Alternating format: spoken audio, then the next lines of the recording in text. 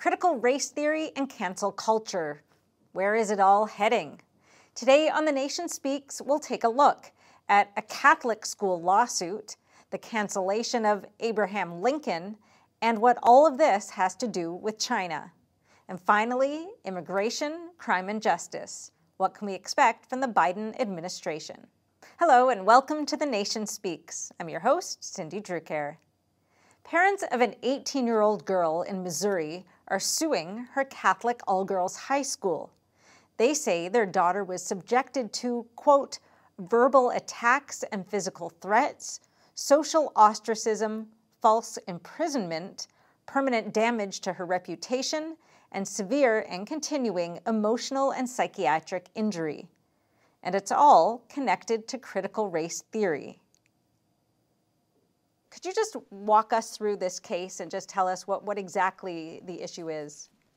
Sure, and to kind of lay the background, this school is called Villa de Chêne. It's a Catholic girls prep school. My own daughter went there, but they've had this wave of critical race theory come over the school this year, and they had this thing called Mission Time, which is a mandatory session where kids are encouraged to talk about social issues. Well, they had a Mission Time, which was partially by Zoom and partially live, so there's a recording of it. They had a faculty member present, and nothing untoward happened during this Mission Time. Several days later, at another occasion, my client is confronted by a classmate who says that an African-American student in that Mission Time said that my client came up to her, got right in her face, in a very strong and strident manner, says, "Black lives do not matter," okay, which immediately got my client branded as a racist and started getting physical threats of violence and vandalism against her house. And her house was, in fact, vandalized. And she was ostracized by her friends and insulted and subject to ridicule, and it spread beyond her prep school to other prep schools in the city. So then she sent an email to the principal describing these things and how it never happened, and how there's proof that it didn't happen because it was videotaped, and that she was getting threats of violence and vandalism and wanted to know what the school was going to do about it. Well, so on October the 13th of last year, she gets called into the principal's office. Also present is a teacher who was in charge of that Mission Time and the African-American girl. Now, you got to remember that the teacher that was present knows this thing never happened. She's got a videotape that shows that this thing never happened. And yet, instead of asking the African-American girl to apologize for accusing my client of something that never happened, the teacher says to my girl, "Well, you've got a Blue Lives Matter sticker on your laptop, so you are a racist, and you should be expected to be treated like a racist." In fact, it was a thin blue line flag, tiny sticker on her face of her laptop. And then they permit the African-American student to get in the face of my client for an hour, face right up to her, screaming, jabbing her finger in her face for an hour, accusing her of being a racist and saying, "You're the biggest racist in school. Everybody knows you're a racist. You're a Trump lover. You've got Trump socks. You've got Trump and everything. All Trump supporters are racist." And this goes on for an hour, all at a time when the school knows, the principal knows, the teacher that was there knows that this accusation is absolutely false. And instead of just diffusing the whole situation and saying, "Look, we know this didn't happen. This is a false accusation. You need to apologize for it. We'll put out an email to the school saying this never happened." Instead of doing that, they stuck to their guns. We go 10 days later. It's October 23rd now, and my client's called out of class. And she's not allowed to bring anything. She can't bring her cell phone. She can't make any phone calls. She's called into the principal's office, and now the principal's there. The dean of student excellence, who is the basketball coach, an African-American woman, and the dean of students, who sits in the corner typing on a laptop and volunteers several times. "I'm not taking minutes of this meeting. I'm just doing something else." Well, at this meeting, the African-American basketball coach, who's now the dean of student excellence, spends about an hour and a half browbeating my client, telling her that she needs to admit that she's fine with all this, she's over it, that it's something that her father put her up to, that the students that verify her version of the story are liars. They even name them out. They even called one of her classmates by name to her and said that she had to denounce that student as a liar because that student supported her version of the events. And then the principal of this Catholic school gets in my client's face and says, look, you are a racist. We are all racist because we're white. Right?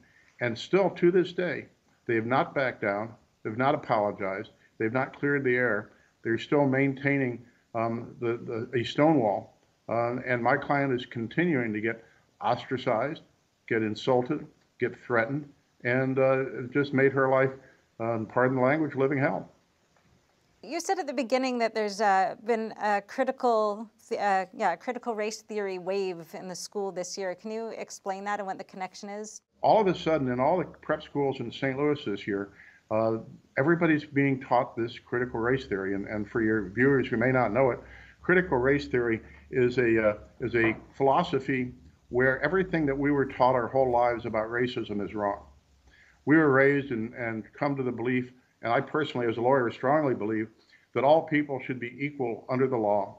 Everybody should have equal opportunity and equal rights regardless of color or religion or national origin. And everybody should have the same opportunity to excel based on their efforts in a free and unfettered way. Well, critical race theory says that's white privilege. They say that's the definition of racism. That things based on, for example, color blindness, equal opportunity under the law, and meritocracy, meaning work hard and do well, that's all racism. And the only way that you can be a non-racist is by identifying everybody by race and treating them differently. And the major tenet of critical race theory is that white people, and for that matter, all non-whites that adhere to Western culture and think that you should work hard and make something of yourself, they're all racist. And unless they admit they're racist and admit that they have to give retribution for their racism by treating people of other races in a superior fashion or giving them advantages on the basis of their race, then you're a racist. It's just completely backwards. And it goes hand in hand with the fact that at this school, students, faculty are allowed to wear Black Lives Matter buttons and paraphernalia, and yet my client is called by a member of the faculty a racist for having a thin blue line sticker on her computer. College counselor, he had as his Facebook profile picture a t-shirt that says, treason to whiteness is loyalty to humanity. Since I filed this lawsuit, I've been getting calls from people from virtually all the prep schools in St. Louis. I got an email 2 days ago from some girl who is 16 years old, who as a result of having a conversation where she said that she can't support Black Lives Matter because she thinks it's anti-Catholic and opposed to the things that she believes in, she was labeled a racist. Her Instagram account was banned by the school, and now she's suffering being ostracized. But at another Catholic prep school in St. Louis, a lawyer who I know had a daughter there. This year, they were asked to sign a student parent handbook that said that your students, your daughters, will be subject to discipline for unintentional microaggressions, okay? Meaning essentially not apologizing enough for your white privilege.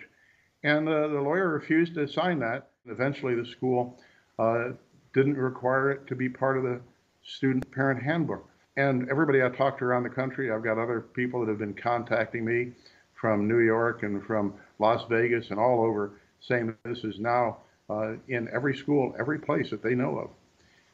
And it's shocking, and it is a concerted effort to poison the minds of our youth, to turn them against our government, to, as one works on critical race theory in education, says, to teach our students that all of our cultural leaders, George Washington, Thomas Jefferson, the founders of our nation, would be considered today terrorists, and that we have to not follow their example. We cannot use them as people of esteem because they're nothing more than eugenicists and terrorists.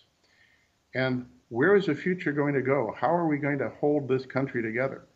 How are we going to preserve our civilization if our children are taught that everything that we stand for personal integrity, for personal achievement, for working hard and prospering, for believing in God and family. If our children are all being taught that these are evil things and you're a bad person, I mean, this accusation of racism is no different than the Nazis accusing people of being Juda in the 30s, right? It's a way to have you stigmatized, ostracized, and so we're going to have to wrap up, but how is she doing? How is she holding up through all of this? Well, she's a remarkable young lady. She's very strong, but she's also very, very negatively affected by this. I mean, it is a tremendous strain on you. And it's not coincidental, right? They pick teenagers because they're already having a hard time, right? There's no time in your life when your emotions are more tested than in your high school years.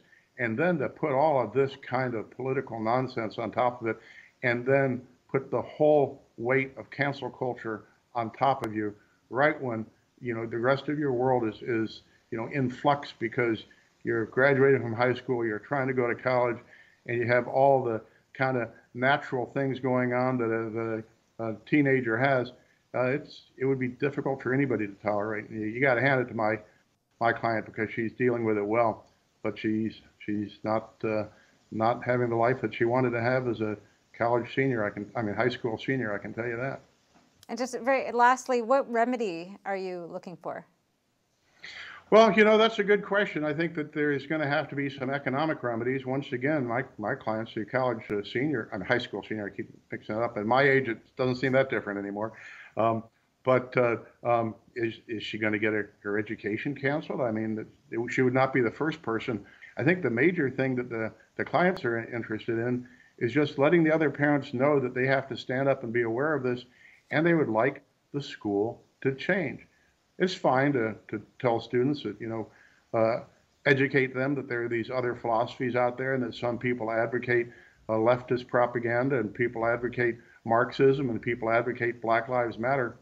But it should not become an inarguable truth that critical race theory is correct and that if you don't believe in it, you're a bad person and you should be subject to ostracism, that if you don't believe in critical race theory, you should be treated as a racist. All right. Well, thank you so much for joining us today.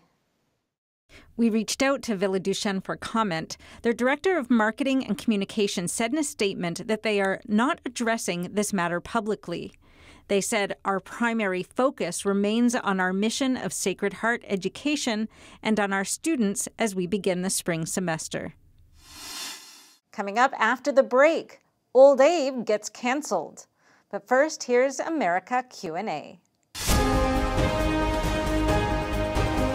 Pretty young person starting a career, and I usually just try to get what's cheap and affordable.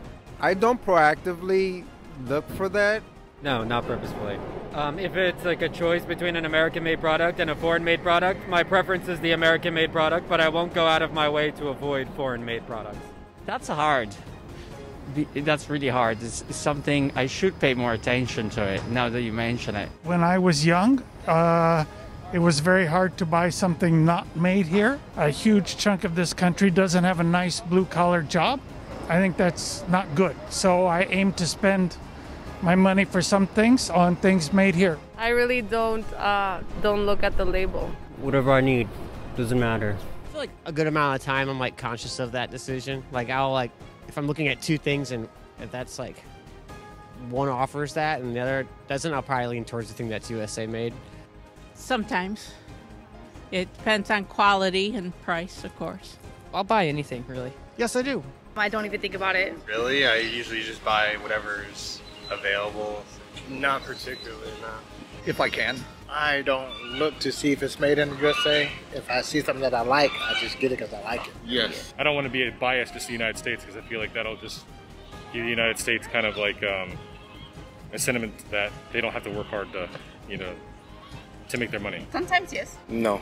I have no preference of where they're made at. I'm more of a patriot for the people than what the nation is represented as in mainstream culture. If something looks cool to me and I like it personally, then I kind of get it. I'm not going to get something just because it's made in the U.S. I purposely buy things that make in the U.S. because I would like to help the economy back up. No, not really. I mean, We're all one people, so whatever I buy, if it benefits someone else in another country, then, you know, that's the purpose. I like international stuff, so I don't really care if it's USA or not. Yeah. I do. I think it's important. You know, we got to support our country.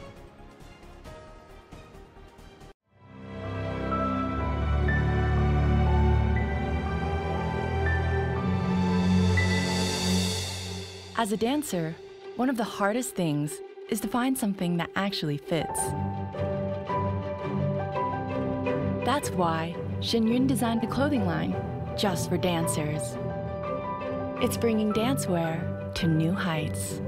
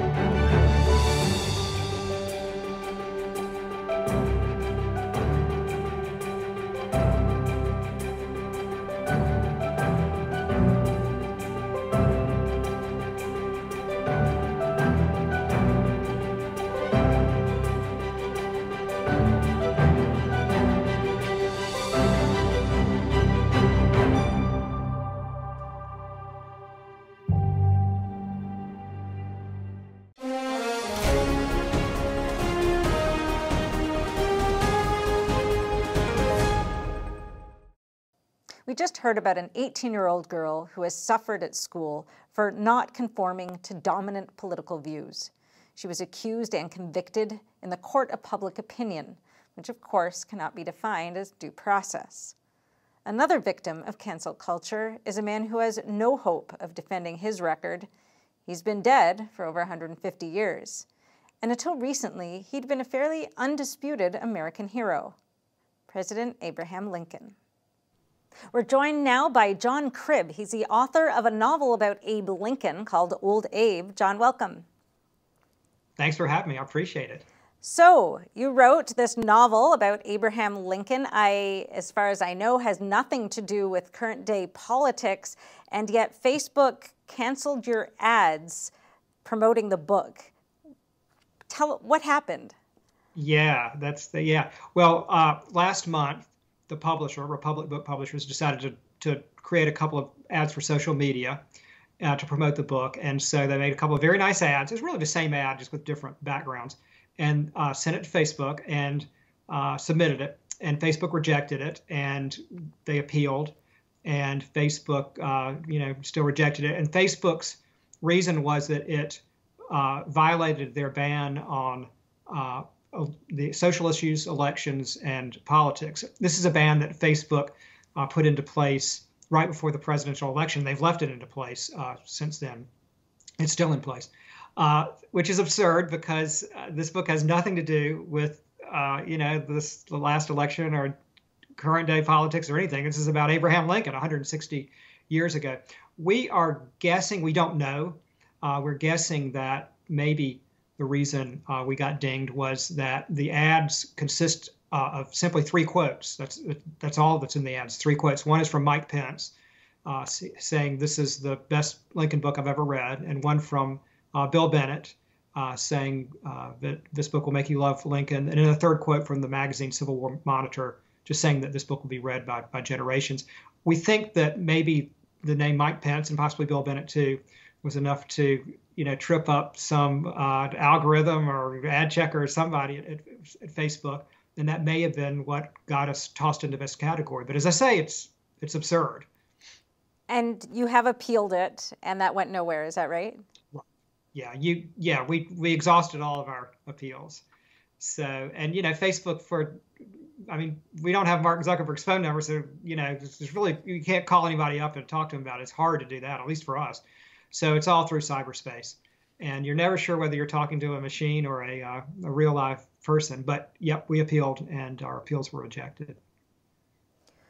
So can you tell us a little bit about the book to, give our viewers a sense of what's actually in there? Yeah, it's simply the story of the last 5 years of Lincoln's life. So it starts off in the spring of 1860, and when he's nominated for the president, and you're at his side every page, every chapter, as he goes through his presidency in the Civil War. So you're, with him for big iconic events like the Gettysburg Address and the signing of the Emancipation Proclamation, and then you're with him for a lot of lesser-known events, like the day his son Willie dies in the White House, and the afternoons he stands over hospital beds looking down into the faces of wounded soldiers, Union and Confederate soldiers. So it really is just historical fiction. I wrote it to bring Lincoln alive for readers and to remind them of the extraordinary service he performed for this country. So that the fact that it would trigger an ad like this at Facebook, as I say, is absurd. But the really kind of a serious point to make about it is that this is the kind of collateral damage you get, I think, when these big tech giants make these rules that affect millions of people, sweeping rules, and the rules about what people can say in the public square. And social media, like it or not, has become a big part of our public square. So you get this kind of collateral damage, I think, and the more they make and enforce these kinds of rules, I think the more of this kind of trouble they're going to run up against. True, but it even seems to go further than that, because outside of this Facebook sphere, this week in San Francisco, the school board voted to change the names of 44 schools, and one of the schools is named after Abraham Lincoln, and that was deemed unacceptable. Some other ones that they decided to remove the names for: George Washington, Paul Revere, even Dianne Feinstein. So what's your reaction to that? Well, I think it's ridiculous, and I think that they're making a big mistake in that they're looking at individuals and going in and picking out certain things that they don't like, and of course, I guess they have the power to take the names off of schools, but I think it's a big mistake. I think that you have to take historic figures for the totality of their lives and their achievements. And Lincoln, for example, he lived a great life, and his achievements were magnificent by any measure. He is somebody we should honor and revere, not be tearing down. Lincoln is the president who led the effort to save the Union, save our country. He led the effort to defend our founding principles, and he helped lead the effort to free millions of enslaved Americans. So my reaction is, what more do you want? What more can you possibly want? Right.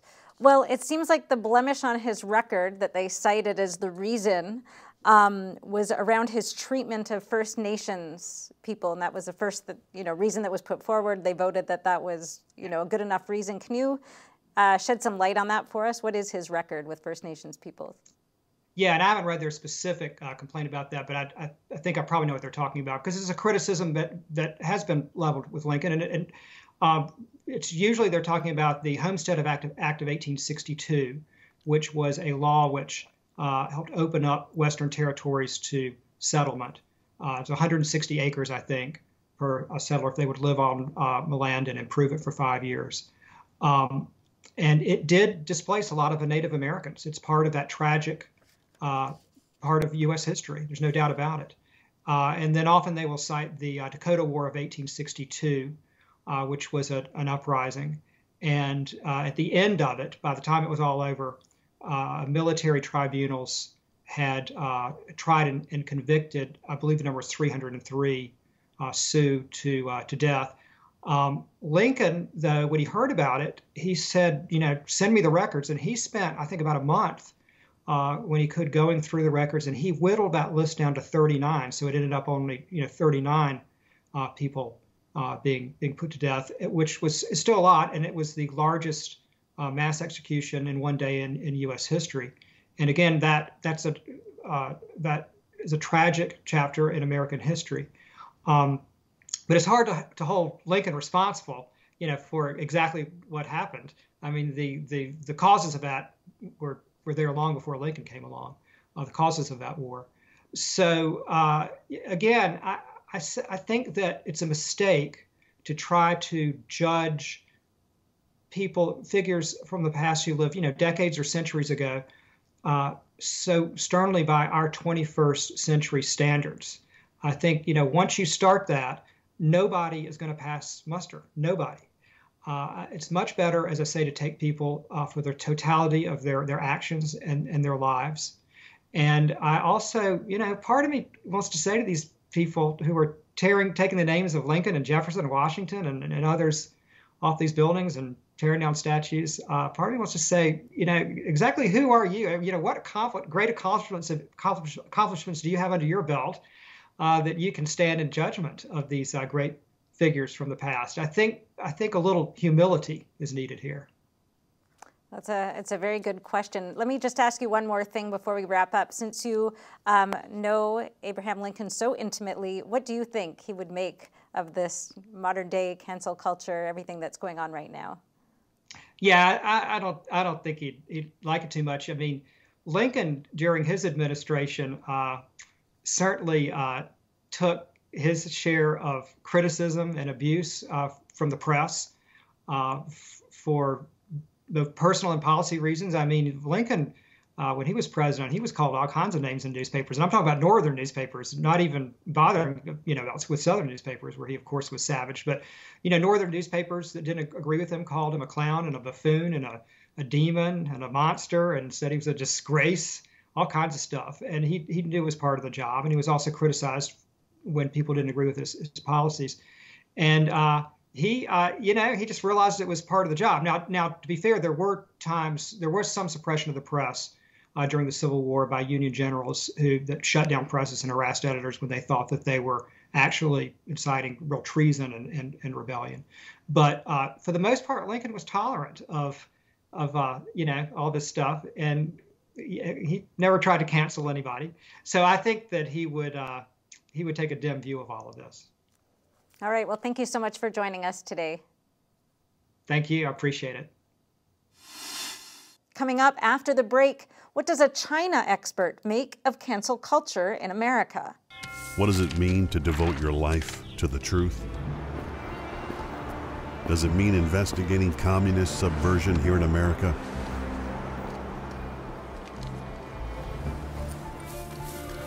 Does it mean exposing the deadly fentanyl crisis in the Midwest? Or spending late nights and covering deep government corruption? Does it mean persevering over 20 years, even after 4 masked men set one of our printing presses on fire last year? Because at a time when America's traditional values are under attack,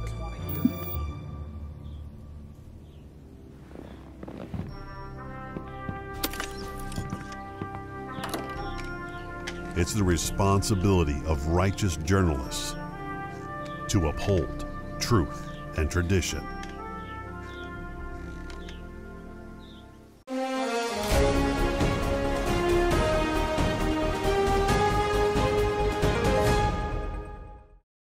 To some people, the cultural trends we're seeing play out in America are not new. They're actually disturbingly familiar. And many people familiar with communist China have made that comparison. Joining us now is Jason Ma. He's a veteran political commentator for NTD's Chinese language station. Jason, welcome. I wanted to ask you, so Senator Josh Hawley recently wrote an op-ed in the New York Post, and he compared the current wave of cancel culture here in America to the social credit system in China. Can you explain to American viewers why he would be making that comparison, what that means? Basically, explain to us what the social credit system is and why he's making that comparison. Yeah, I think he made a very insightful and accurate comparison here. Of course, as you said, probably a lot of US people don't know what is this so-called social credit score system. I think the key point here is here, like through different kind of like a cancel culture, those kind of a movement, the purpose is that they hope you have to align with their ideology. In China, the so-called social credit score system is trying to achieve the same thing. So basically, kind of in some big cities, they are kind of rolling out this system. They give everyone a particular kind of a social like credit score, and the score you don't know, but based on your like behavior they have observed, and based on many other things, they somewhat kind of give you a score you don't know. You know that only when you run into a situation where your score is so low you cannot do something. For example, if you kind of post something kind of criticizing the Chinese Communist Party, and your score will be reduced some. And if you are somewhat arrested due to some kind of thing you did they don't like, your score will be reduced.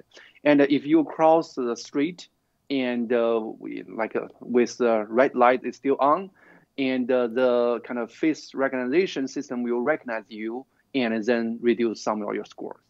Once your score is reduced to a certain kind of a level, and when you go somewhere, you try to buy a train ticket or air ticket, and then they will tell you your score is not good enough to buy that.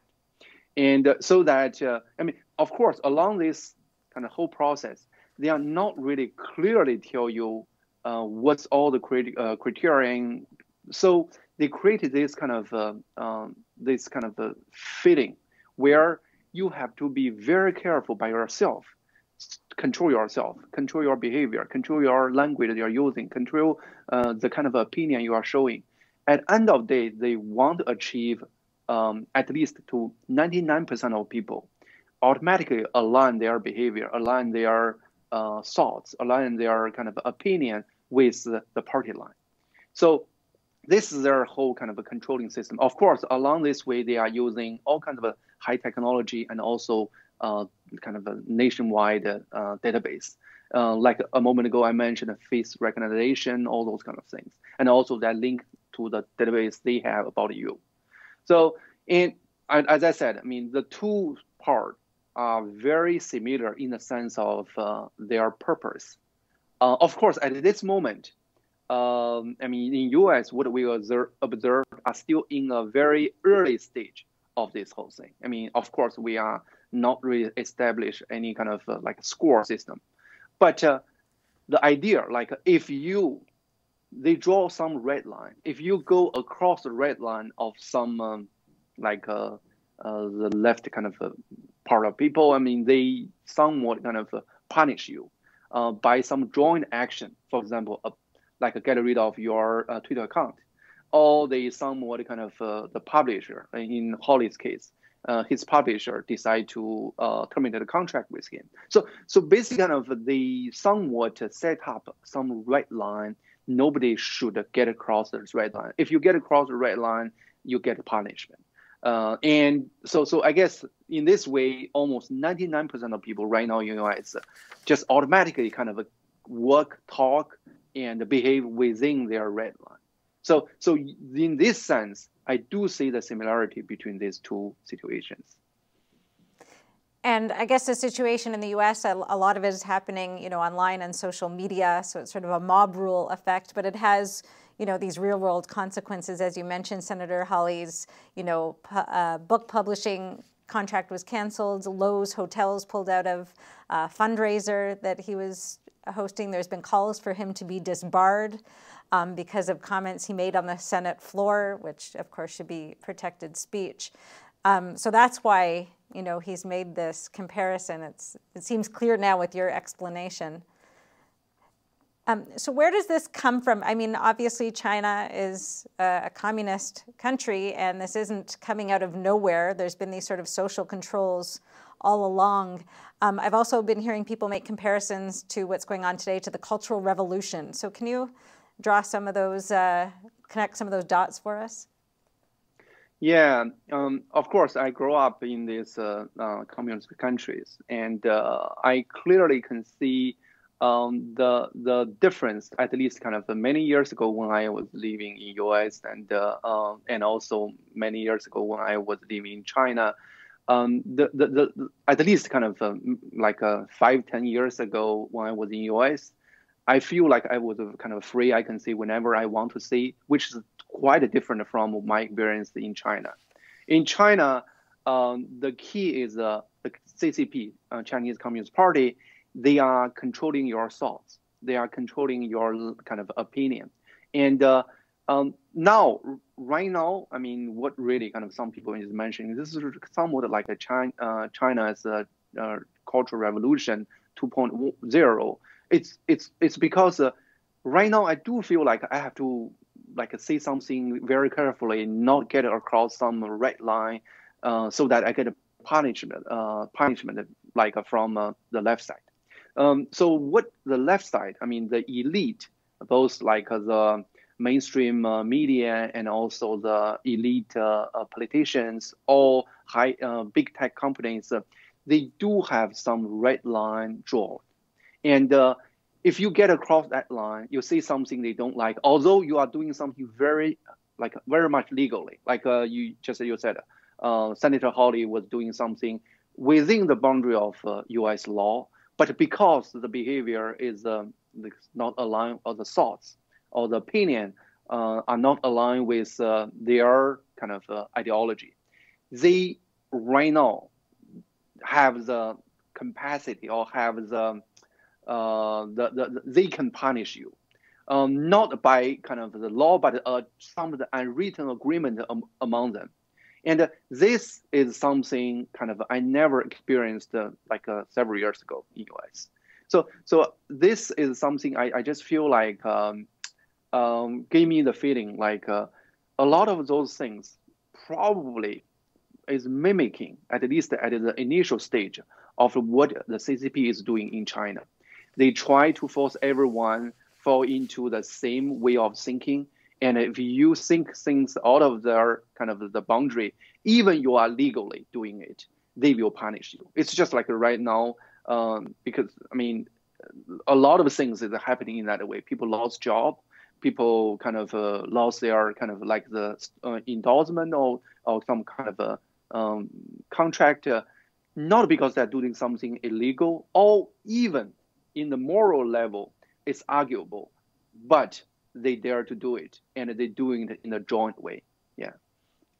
Right. Well, so that's making me think of, there's cases of, children turning in their parents who participated, in the Capitol demonstrations or riots. I don't even know what part they played in it, but they were there on January 6th at the Capitol. There's at least one case, of a woman getting fired after her teenage daughter, spread a video of her. She now has a GoFundMe campaign to raise money for her college tuition, and she's being hailed a hero, at least from the comments on the page. That is also being equated to, what happened in the Cultural Revolution when they were urging kids to turn on their parents, turn them in, report them in different ways. Right. This is horrible. I have to say this is horrible. I mean, so the young people, they kind of just follow the mainstream teaching. They clearly set up some moral standard based on the mainstream narrative. In some cases, like for example, in the case you mentioned, the mother, I heard, at least from what I heard, is she just went to DC to participate in the rally. She never really get into the Capitol building. So she is doing things which is very much protected by U.S. law and like a constitution. And but just kind of because like she went to DC, that is enough for her workplace to fire her. I mean, I just don't understand. Of course, I don't know the details, but I just can't understand why this is the case. And the worst scenario is her daughter still think she's doing the right thing, and to just punish people to like have different opinion, get out of the boundary drawn by the mainstream media or the elite kind of a class. Yeah. So to wrap up, since you come from China, you lived through all of this, and you talking about seeing this change happen in the United States, what is your recommendation to Americans who might be alarmed seeing these changes? The number one thing is you don't know what you are losing. You don't know what you are cheering for. And sometimes what I can say is when you think this is only about them, I'm really drawing the mainstream to publish that small group of people. You will sooner or later find you will be that small group in the future in some particular scenarios. That is happening in China again. At the very beginning, it's the landowner, and then it's intellectuals. Then it became some kind of people with some left kind of right thoughts, and finally it became some belief group. Finally, it became some ethnic group. They will always find a small portion of the population and begin to target it. And so you are not the small group this time, and you align with the mainstream people and violating the basic right of the small group people. Sooner or later, you found that you may be the small group people in a particular scenario.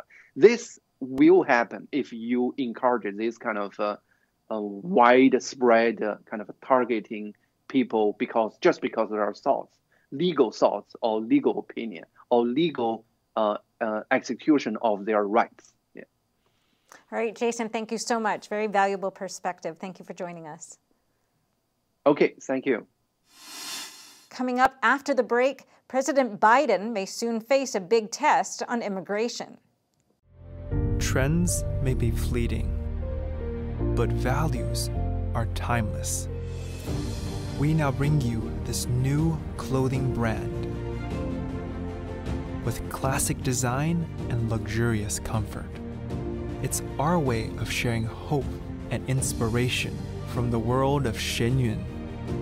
We bring you Shenyun Dancer. Wear it with honor. It's just clear as day. The media, whether it's broadcast, cable, or print media, has become extremely biased. And I started looking online for alternative ways to get information. And I saw an ad for a free trial. And I looked at it and I said, Epoch Times. I mean, come on, this is end of days type of stuff. I mean, what are they going to be talking about here? And I said, well, it's a free trial. Let me dig in. Is it giving me both sides? Is it giving me an objective point of view here? I have looked for opportunities to see where they might be biased, and I don't find it. It has given me a level of trust in media that I didn't think I'd ever get back. I love the Epoch Times because it has renewed my faith in the idea that a reliable, responsible, non-biased source of information is available. And I can say that I love it because of that. This is such a gentle painting, so beautifully portrayed. A group of people reading together in this simple, everyday-looking living room. A young girl reading along with an adult, a grandparent sitting in the lotus position, a businessman in his typical suit. You see all those people, they look like they have quietly settled down there. And you as a viewer, it looks like you've just stepped in the door. You can't see what it is they're reading, so you're a little bit curious and you're kind of invited to walk in. This harmonious feeling is not by accident. It is the very subject of the work. The book they are reading is the main text of Falun Gong, which is an ancient Chinese spiritual discipline in the Buddhist tradition. At the core of Falun Gong are the values of truthfulness, compassion, and forbearance. Unfortunately, the practice is banned in China, where the artist resides. Thousands have been killed for their faith.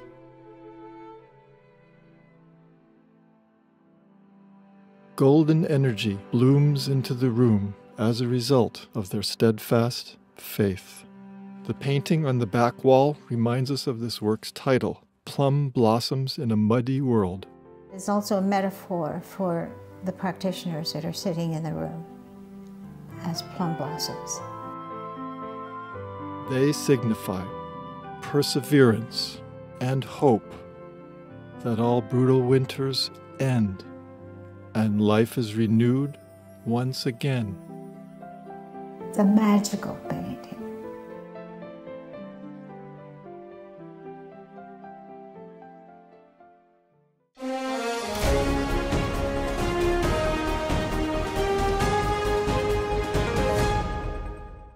President Biden made a lot of promises on the campaign trail related to immigration and criminal justice issues. He's already acted on some of them, including an executive order placing a 100-day moratorium on deportations. A federal judge in Texas put a temporary halt on that one, but another policy change was scrapping the Trump administration's rule that asylum seekers must wait in Mexico for their U.S. court hearings. How will it all play out? We may find out sooner rather than later.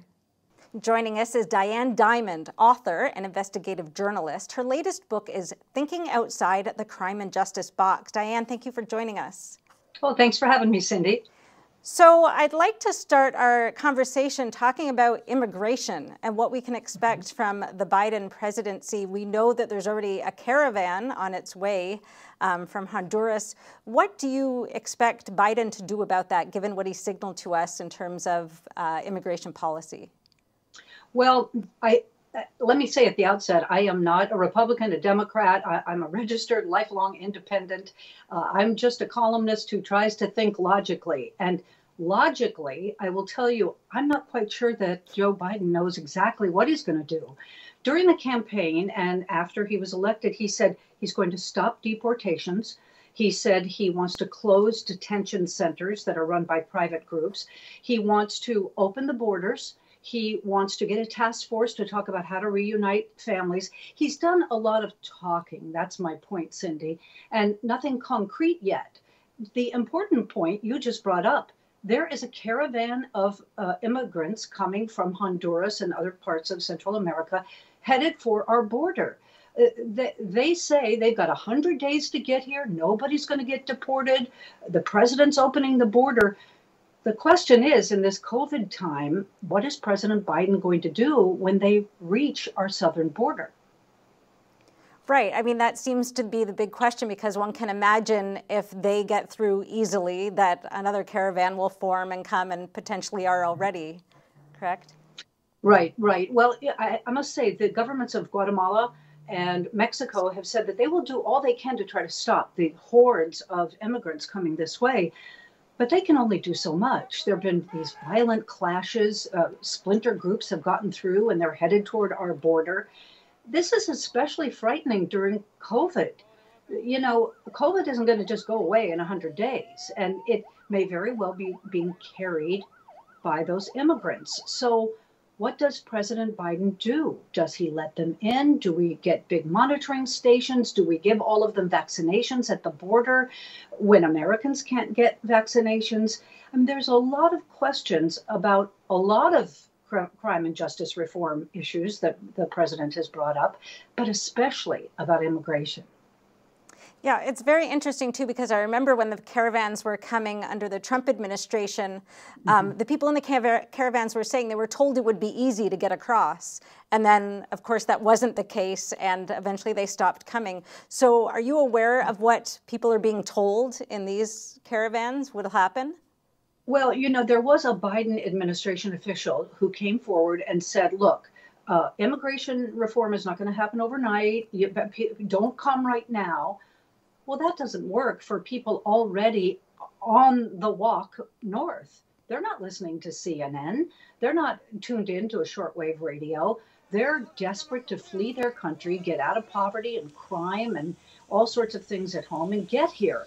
So as I wrote in one of my weekly columns, which you can read on Epoch Times and other newspapers, desperate people hear what they want to hear. And what they heard when they listened to President Biden say, no more deportations for 100 days, well, that was an invitation to them. And so they are on their way. We need to plan for that. And so I know you spent a lot of time down in New Mexico. You're from there, down to the border areas. What do you think the locals down there are anticipating will happen?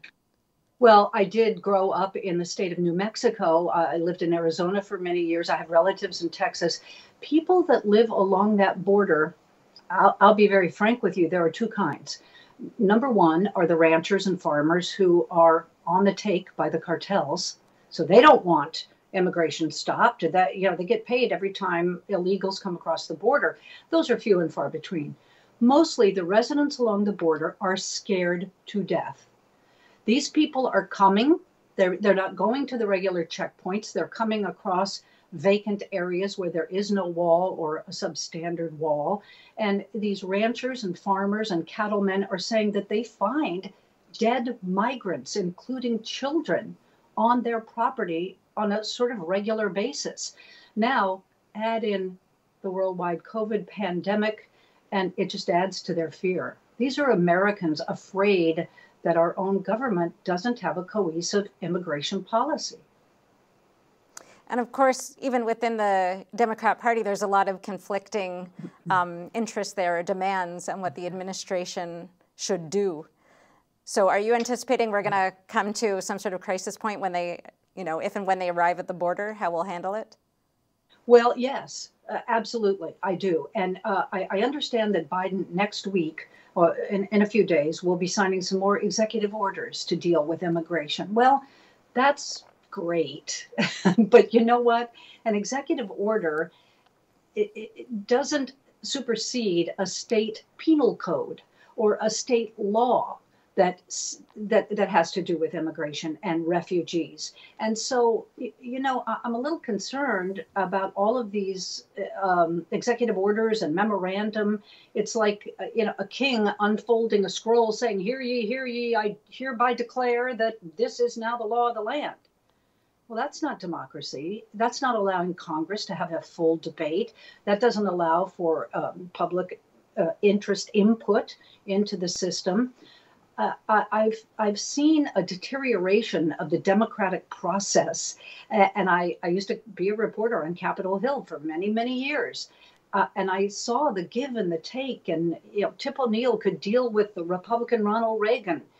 Those days are gone, and we have thrown ourselves into a terrible morass of non-legislation, actually. So what's a president to do? They resort to executive orders. Donald Trump wanted to have an executive order to ban sanctuary cities, took away their federal funding. That is still in court to this day. So yeah, you know, the only winners here, Cindy, are the lawyers. Right. So can we quickly talk about some other things that you expect to be on the horizon from the Biden administration in terms of criminal justice policy?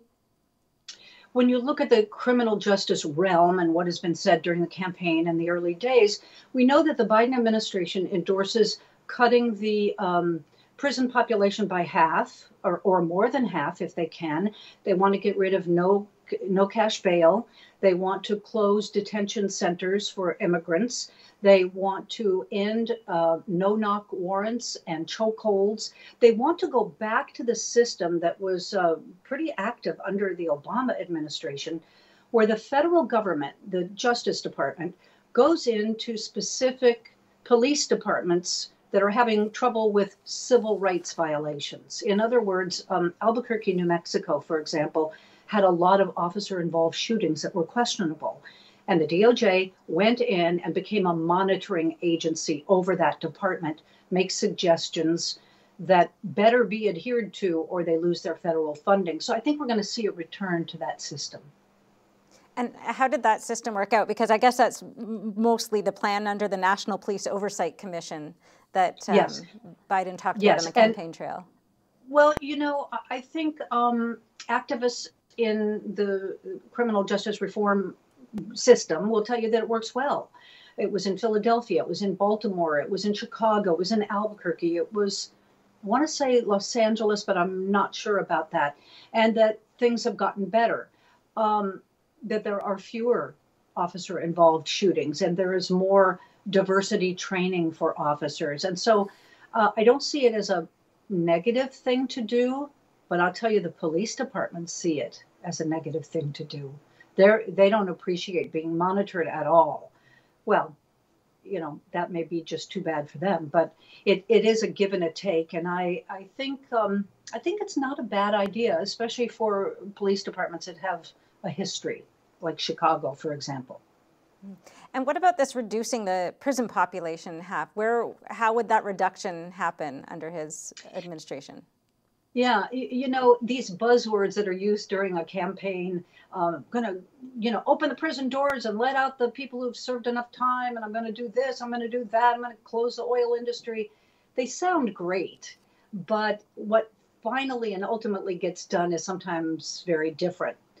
That said, the prison population in the United States is already going down. We had about 2.2 million people incarcerated for a long time.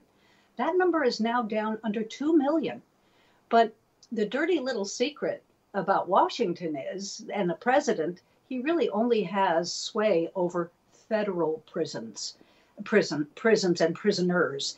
And of the under 2 million incarcerated now, there's only, I just looked it up, 152,000 federal prisoners.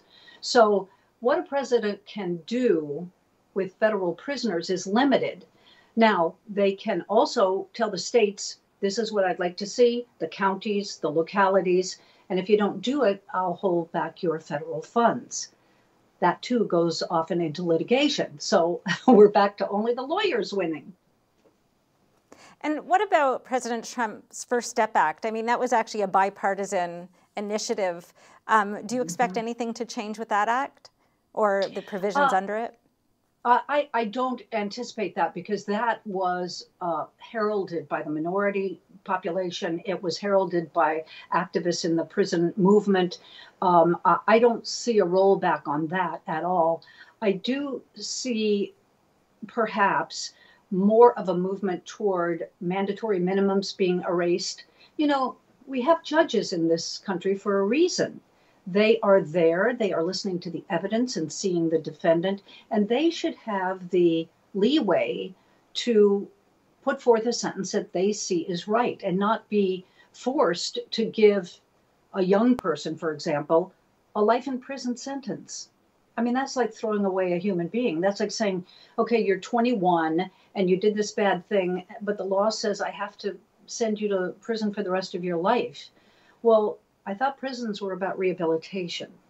So we need to square that unbalance, I think, in our thinking and in our penal codes, frankly. So I see more of a movement to get rid of more of those mandatory sentences.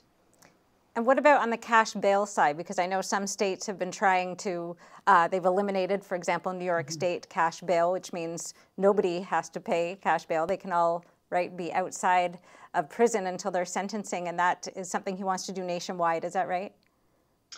Yes, that was part of the campaign. We want to get rid of cash bail for everybody. Again, I don't see why the pendulum always had to swing so far, the one way or the other.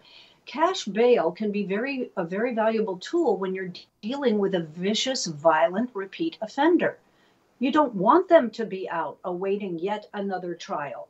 We've seen here in the state of New York, for example, people get out on cash bail. These, I'll call them do-gooder groups, raise a lot of money and bail out these people. They commit murders, rapes, assaults, burglaries. What good is that? So having said that, there are times when there are poor young people or even older people who are arrested. They can't make a $5,000 bail, and they sit out here at Rikers prison for a year or more awaiting prison simply because their family is too poor to pay their bail. They're first-time offenders. That's not fair. So I don't think doing away with cash bail is the way to go. I think a more thoughtful approach. Wouldn't that be unique, Cindy? A thoughtful approach, a measured approach, giving a judge the leeway to decide cash bail or no cash bail. Is this person a danger to society or not? But oftentimes politicians especially don't think like that. They think black or white. Right. It doesn't have to be all one way or another, certainly. Yeah, yeah. All right. Well, thank you so much for joining us today, Diane. I hope to speak with you again. My pleasure. Thanks for having me. And that's all for today's show. Thank you so much for watching The Nation Speaks. Join us every Saturday, 11 a.m. to noon Eastern. And from all of us here, have a great week.